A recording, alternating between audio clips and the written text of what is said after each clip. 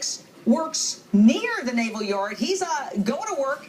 And tell us what happened, Felix. You get a call, I think, from your wife. What did you see? What did you hear? Okay, as I was heading towards my job on New Jersey Avenue and N Street, my wife calls and tells me there was a shooting and to be careful.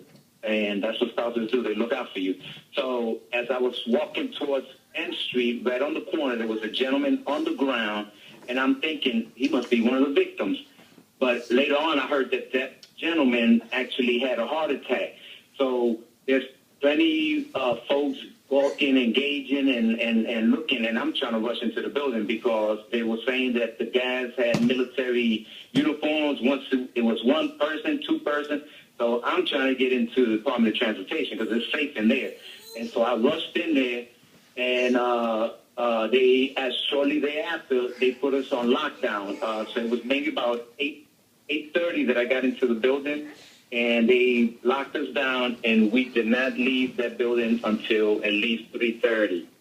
So all I was able to see was, all I was able to see was just the chaos outside and the police presence and helicopters and that kind of stuff. And what was the feeling? I mean, to be on lockdown and not know what the heck's going on. It's a naval facility. You know that these people may look like military. At least that's what we heard initially. And again, these people turned out one potential suspect was cleared, one was ultimately killed, and they're looking for another possible suspect at this hour right now. But describe the mood? You're on lockdown in there. Oh my gosh.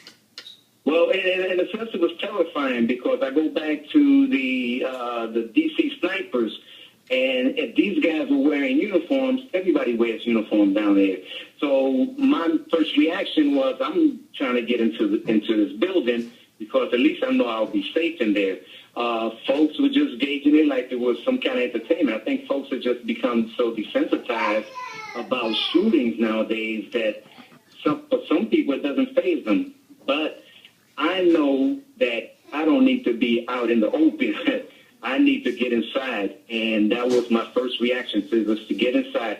And the reaction and the feeling inside the building after it went on lockdown, folks weren't really all that, they were more concerned about they wanted to get out and go get lunch. Well, yes, and let me say this, Felix. First of all, I'm happy that you're safe. Thousands of people were on lockdown. There's 3,000 people in the Navy Yard, and then there's people in neighboring buildings that were on lockdown for hours, many of them having absolutely no idea what was going on. Those in the inner offices that didn't have windows, I heard somebody describe they're on lockdown, and they're texting each other, trying to figure out what's going on. All right, stay right there. We're just getting started. We're diving deep into the backstory of the suspect and his PTSD and his anger management problems. Why was he in the Navy Yard? How did he